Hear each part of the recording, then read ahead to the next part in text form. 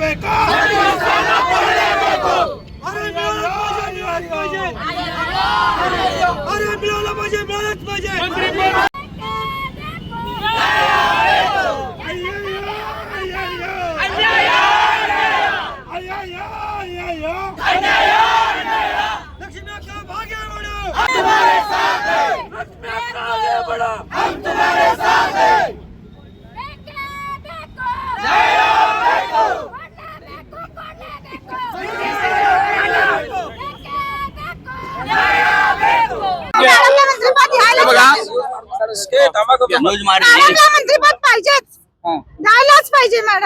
Madam मंत्री होऊन 3 वर्ष काम केलेल्या महिलांसाठी महिलांचं सक्षमीकरण झालेलं. ಇಲ್ಲಿ ಸೇರೋದು ಯಾಕಂದ್ರೆ ಯಾವ ಕಾರಣಕ್ಕಂದ್ರೆ ಕರ್ನಾಟಕ ಸರ್ಕಾರದವ್ರು ನೂತನ ಸಚಿವ ಸಂಪುಟ ವಿಸ್ತರಣೆ ಆಗೈತಿ.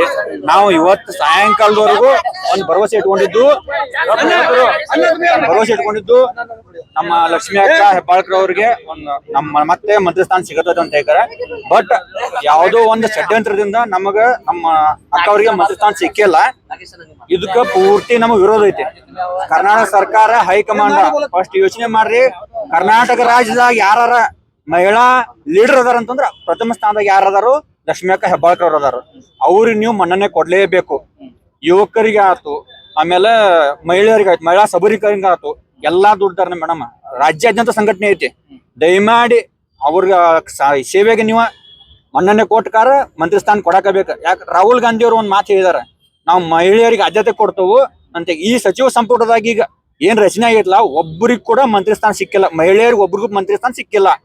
ದಯಮಾಡಿ ನಾವು ಹೈಕಮಾಂಡ್ ಅವ್ರಿಗೆ ಮತ್ ಕರ್ನಾಟಕ ಸರ್ಕಾರಕ್ಕೆ ವಿನಂತಿ ಮಾಡ್ಕೋತೇವು, ಆ ಮಹಿಳಾ ಸ್ಥಾನ ಒಂದಾರು ಅಥವಾ 2 ಕೊಡ್ತಾರೆ, 1 ಕೊಡ್ತಾರೆ, ನಿಮ್ಗೆ ಬಿಟ್ಟಿದ್ದ ಒಂದ್ ಸ್ಥಾನ ಮಾತ್ರ ನಮ್ಮ ಲಕ್ಷ್ಮೀ ಅಕ್ಕ ಹೆಬ್ಬಾಳ್ಕರ್ ಅವ್ರಿಗೂ ನೀವು ಕೊಡಕಬೇಕು.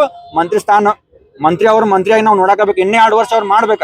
ಗೃಹಲಕ್ಷ್ಮಿ ಅನ್ನುವಂತ ನಿಮ್ ಸರ್ಕಾರಿ ಯೋಜನೆಯನ್ನ ಪೂರ್ತಿ ಈಗ ರಾಜ್ಯಾದ್ಯಂತ ಸಕ್ಸಸ್ ಮಾಡಿದಾರ. ಯಾರಂತಂದ್ರ ಲಕ್ಷ್ಮೀ ತಾಯಿ ಹೆಬ್ಬಾಳ್ಕರ್ ಅವ್ರು ಮಾಡಿದಾರ. ದಯಮಾಡಿ ಅದನ್ನ ಮನ್ನಣೆ ಇಟ್ಕೋಬೇಕು. ಇನ್ನಣೆ ಇಟ್ಕೊಂಡ್ಕಾರ ನೀವು ನಮಗ ಮಂತ್ರಿ ಸ್ಥಾನ ಕೊಡ್ಬೇಕು. ನೀವು ಕೊಡ್ಲಿಲ್ಲ ಅಂತಂದ್ರ ಇಡೀ ಬೆಳಗಾವ್ ನಾವು ಬಂದ್ ಮಾಡಕ್ಕೂ ಹೆಸೋದಿಲ್ಲ. ದಯಮಾಡಿ ಉಗ್ರವಾದ ಹೋರಾಟ ಇವತ್ತು ನಾವು ಸ್ಟಾರ್ಟ್ ಮಾಡಿದೆವು. ಇದನ್ನ ನಾವು ಕೈ ಬಿಡೋದಿಲ್ಲ. ಉಗ್ರವಾದ ಹೋರಾಟ ಮಾಡೇ ಮಾಡ್ತೇವೆ.